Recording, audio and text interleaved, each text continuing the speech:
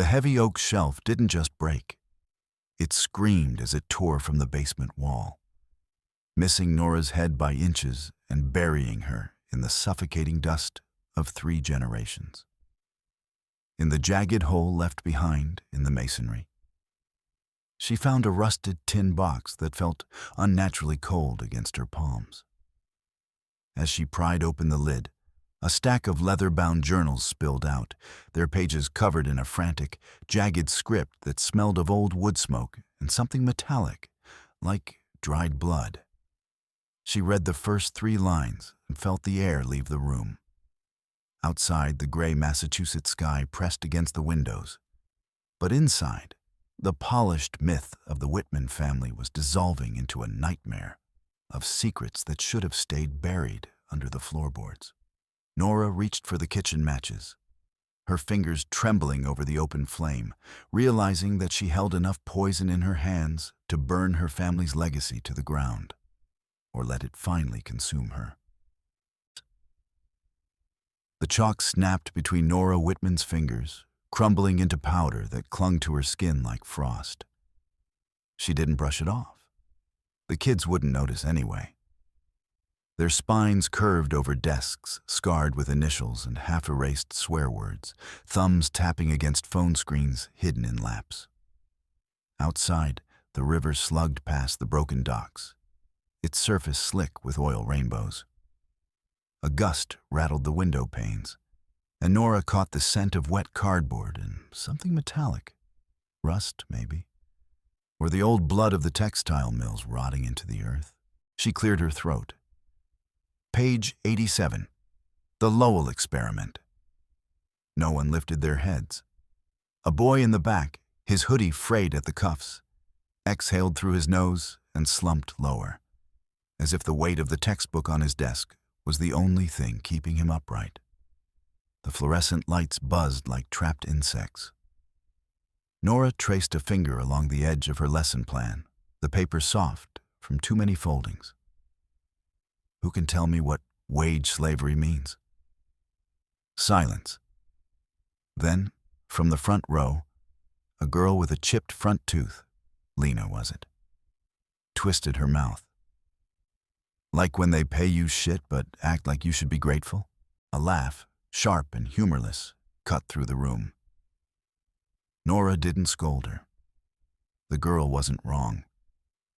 The radiator hissed, spitting out heat that did nothing against the damp seeping through the walls. Somewhere down the hall, a door slammed. Norah watched a bead of condensation slide down the glass, slow as a dying man's last breath. The kids weren't listening. They were waiting. For the bell. For the weekend. For something, anything, to change. Her gaze drifted past the students to the horizon, where the skeletal remains of a rusted crane stood over the Merrimack. It looked like a gallows. The apathy in the room felt heavy, a physical pressure against her chest. These children were the descendants of the loom fixers and spinners, inheriting nothing but a legacy of silence and the gray dust of a town that had forgotten how to breathe. The history she taught was a ghost story, and she was the medium, whispering to a room full of people who had already decided that the dead should stay buried. When the final bell rang, it didn't sound like a release. It sounded like a warning. Norah gathered her things, the copper coin in her pocket, a cold weight against her thigh. She walked through the corridors of Lowell High, where the lockers were dented and the air tasted of floor wax and desperation. Every step toward the exit felt like wading through deep water. The drive to her family home took 10 minutes, past rows of triple-deckers with peeling paint and porches that sagged like tired shoulders. The Whitman house stood on a corner, a narrow Victorian structure that had once been deep blue, but had faded to the color of a bruise. She stood on the sidewalk for a moment, watching the wind whip a discarded newspaper against the wrought iron fence. The heavy oak door groaned as she pushed it open. The air inside was trapped, a preserved pocket of 1987. smelling of lavender soap and the medicinal tang of the tinctures her mother used to take. Norah stepped into the foyer, her shoes clicking on the hardwood, a sound that seemed too loud for a house that had practiced silence for so long. She reached out, running her long, cold fingers over the dust on the sideboard. In the dim light of the parlor, the empty rocking chair sat perfectly still. Yet Norah could almost see the phantom movement of its runners, a rhythmic creak that had defined her childhood. A half-finished cup of tea sat on the side table, a dried brown ring marking the porcelain like a scar. It had been 6 months since the funeral. Yet the house refused to acknowledge Elizabeth's absence. Norah felt the familiar constriction in her throat. Every shadow in the corner seemed to hold a fragment of her mother's voice, a soft, trembling warning to keep the peace, to stay quiet, to let things be. She couldn't let them be. The estate had to be settled, the clutter cleared, the past boxed up and hauled away. She headed toward the basement door, flicking the switch. The bulb overhead flickered, a dying pulse that barely pushed back the gloom. The stairs creaked under her weight. The basement was a labyrinth of boxes, old furniture, and the detritus of 3 generations. The smell of mildew and damp earth was overwhelming. Norah pulled her cardigan tighter, her fingers trembling as she moved toward the back of the space, where the oldest shelves groaned under the weight of things forgotten. Spiderwebs clung to her hair, thin and sticky. She wiped her face with her sleeve, her breath hitching as she maneuvered around a broken floor lamp and stacks of newspapers yellowed to the color of nicotine. The pipes overhead hummed, a staccato breathing that made her skin prickle. It felt as if the house were watching her, holding its breath while she poked at its secrets. She reached for a heavy cardboard box on the top shelf, her fingers straining. The wood of the shelving unit gave a sudden, sharp crack, loud as a gunshot in the confined space. Norah lunged backward as the entire unit tilted. "No!" she gasped, her back hitting the cold concrete wall. The shelf collapsed with a deafening roar. Boxes tumbled, spilling their contents in a chaotic heap. A cloud of ancient dust erupted, thick and gray, coating Norah's eyelashes and filling her lungs. She coughed, shielding her eyes, as a heavy plank of wood whistled past her shoulder, tearing the fabric of her blouse. As the echoes died away, the silence that followed was absolute. Norah stayed pinned against the wall, her heart hammering against her ribs like a trapped bird. Through the settling shroud of dust, she noticed something.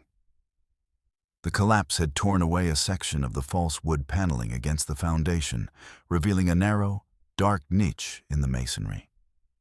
She slumped to her knees, ignoring the sting of a fresh scrape on her palm. She reached into the hole, her fingers brushing against something cold and metallic. She pulled it out.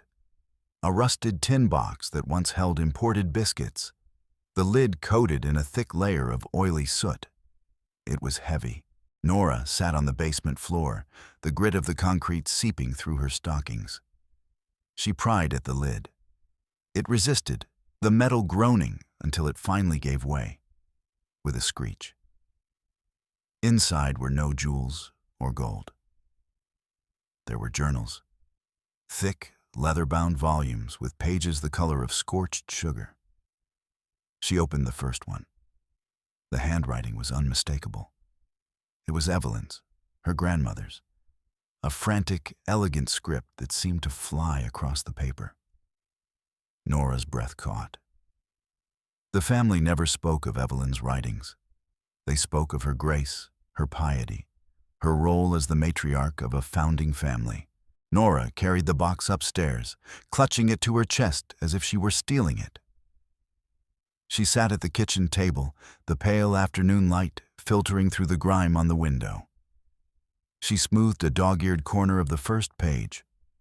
The kitchen clock ticked, a rhythmic hammer. She expected to read about Sunday socials. She expected the myth her mother had fed her.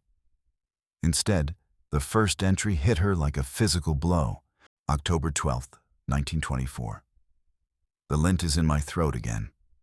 I can taste the cotton, a dry white death that never leaves. 14 hours at the loom today. My fingers are raw, the skin worn down to the red.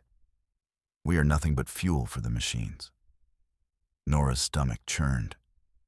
She read about children losing fingers in the gears, about the wage slavery she had just mentioned to her students, a term her family had always dismissed as radical propaganda.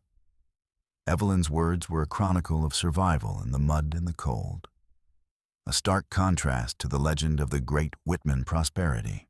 She flipped through the pages, her heart sinking further with every line. Then she saw his name, her grandfather, Arthur Sr., the man the town square was named after. He came home smelling of that cheap rye again. The heavy tread in the hall, I have learned to hear it before he even reaches the door. I hid the girls in the cellar. My arms are purple where he gripped me yesterday. He calls it his right. I call it a slow execution. The copper coin in Norah's pocket felt like it was burning through her dress. The Saint of Lowell was a drunk, a monster.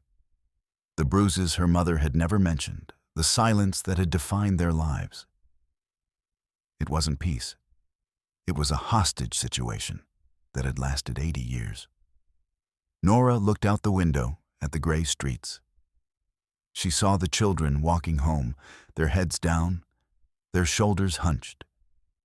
She saw the same hopelessness in their eyes that Evelyn had described in the eyes of the mill girls. The poverty of the spirit hadn't changed. It had just changed clothes. The air in the kitchen grew thick. Norah felt the collar of her dress choking her. She stood up, her chair screeching against the linoleum. She looked at the tin box, then at the old incinerator in the corner of the room, used now only for trash. She walked to the stove, her hand shaking. She opened the hatch. The embers from the morning's pilot light glowed orange. She held the box over the heat. One drop, and the lies would stay lies. The family name would remain untarnished. Maggie could keep her gentian and her fitness and her platinum blonde hair. Arthur could keep his legacy. The flame licked the edge of the tin. Norah's fingers burned. With a gasp, she pulled the box back, slamming the incinerator door shut. She couldn't do it. She shoved the journals into her leather work bag, the weight of them nearly pulling her over. She had to know. She had to tell someone. She found Maggie at a trendy cafe downtown, a place that tried to hide its Lowell roots under Edison bulbs and overpriced avocado toast. Maggie looked up from her phone, her eyes sharp. "You look like hell, Norah. Did you finally find the mothballs in the attic?" Norah didn't answer. She sat down, her bag thudding onto the table. She pulled out the 1924 journal and began to read. She read about the hunger. She read about their mother, Elizabeth, crying because there was nothing to eat but boiled potatoes while their grandfather spent the rent money at the track. Maggie's face turned the color of ash. Her perfectly manicured nails tapped a frantic rhythm on the table. "Stop it," she hissed. "Maggie, listen to this. He didn't build the mills for the city. He built them to break people. I said stop." Maggie slammed her hand down, her latte splashing across the table. "You're pathetic, Norah. You're so miserable with your own life that you have to dig up some old woman's delusions to make us look as small as you feel. It's fiction. It has to be." Maggie stood up, her chair clattering. She didn't look back as she walked out, leaving Norah in the center of a silent, staring room. Norah didn't stop. She drove to the outskirts of town, to the sprawling estate where her Uncle Arthur lived, the man who shared her grandfather's name and his temperament. He was on the porch, a cigar clamped between his teeth, looking out over a manicured lawn that seemed obscene in this city. When she tried to show him the journals, his face didn't soften. It turned to stone. "Those belong to the estate, Norah," he said, his voice a low growl. "They are private family documents. Give them to me." Private? He was a monster, Arthur. You knew, didn't you? Arthur stepped forward, his massive frame blotting out the sun. He didn't answer. Instead, he reached out and grabbed her arm. His fingers, smelling of tobacco and expensive scotch, dug into her skin. He lunged for the bag. Norah twisted away, her heels skidding on the gravel. No. They struggled on the porch, a clumsy, desperate dance. Arthur's breath was hot on her face, his eyes narrowed to slits of pure, cold fury. In that moment, Norah didn't see her uncle. She saw the man from the journals. She saw the cycle of violence, alive and well, reaching out to choke the truth out of her. He shoved her back against the railing, his face inches from hers. "Listen to me, you little schoolteacher. You breathe a word of this, and you're finished. I'll have you out of that house and out of that job by Friday. You're a Whitman. Start acting like one and keep your mouth shut." He let go of her so suddenly she nearly fell. He straightened his tie, the image of a respectable businessman once more. Norah stood there, her arm throbbing where he had gripped her, watching him walk back into his house. The next morning, the world felt thinner. Norah sat in the principal's office, the smell of lemon-scented floor cleaner making her nauseous. She laid out her proposal, a new counseling initiative, a way to address the generational trauma she saw in her students. Principal Miller didn't even look at the papers. He tapped a pen against his desk. "We're an educational institution, Norah, not a laundry service for the city's dirty secrets. The school board and your uncle have expressed concerns about your focus lately." "My focus? These kids are hurting. I have proof that this city has been built on." "Enough." Miller slid the folder back to her. "Lowell doesn't need a whistleblower. It needs workers. Stick to the curriculum, or we'll find someone who can." Norah walked out of the office, her head spinning. In the hallway, she passed a boy from her history class. He was leaning against a locker, his sleeves pushed up. On his pale forearm, she saw a constellation of yellowing bruises. She stopped. The boy looked up, his eyes wide with a terror she recognized from the pages of Evelyn's diary. He quickly pulled his sleeve down and hurried away. The silence of the school felt like a shroud. In the teacher's lounge, the conversation died the moment she entered. Her colleagues looked at her with a mixture of pity and suspicion. She was the one breaking the rules. She was the one talking. That night, the house felt hostile. Norah locked the doors, but the shadows seemed to move on their own. She sat on the sofa, the journals in her lap, and felt a draft that smelled of rye whiskey. A floorboard creaked in the hallway. "He's still here," she thought, her fingers tracing the copper coin. "They're all still here." She knew what she had to do. She called them, a final meeting to discuss the house. They arrived an hour later. Maggie in her armor of silk and black lace, Arthur with a briefcase full of legal threats. Norah had set the table with the good china, the pieces with the cracks she had never noticed before. She didn't serve food. She opened the journals. "Sit down," she said, her voice like a blade. "Norah, this is ridiculous," Arthur began, slamming a legal envelope onto the table. "Sign the papers for the house and we can end this." Norah didn't look at the papers. She began to read. She read the entry from the night their mother was 6 years old, the night she had hidden in the barn while their grandfather smashed every dish in the kitchen. "Shut up!" Maggie screamed, her hands over her ears. Arthur lunged for the book, but Norah stood her ground, the table between them. He swept his arm across the surface, sending the porcelain flying. The sound of the crashing plates was like a thunderclap. Shards of the Whitman legacy sliced into Norah's ankles, but she didn't flinch. "Look at it," she shouted, pointing to the broken pieces. "This is us. This is what we are, a collection of broken things held together by lies." Arthur's face was purple, his fist raised. Norah didn't move.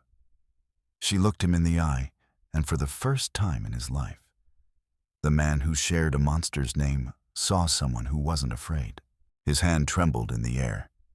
He didn't strike. He couldn't. The silence had been broken, and without it, he was just an old man in a crumbling kitchen. Maggie was on the floor, sobbing into the shards of a teacup. The truth had finally pierced through the fitness and the hair dye. Norah looked at them, her broken, hollow family. She felt a strange, cold peace. She picked up the 1924 journal and laid it on the table. "The house is staying," she said quietly, "and the truth is staying with it." The silence that followed wasn't the old silence of Lowell. It was the silence of a fever breaking. Weeks later, Norah stood in her classroom. The chalk was still dusty, the radiator still hissed, but the windows were open. She looked at the boy in the back row, the one with the bruises. "Today," she said, her voice steady, "we're going to talk about what happens when people stop being afraid to speak." The boy lifted his head. For the first time, he was listening. Norah Whitman turned to the board and began to write, her fingers no longer trembling. The story wasn't over, but the ghosts were finally at rest.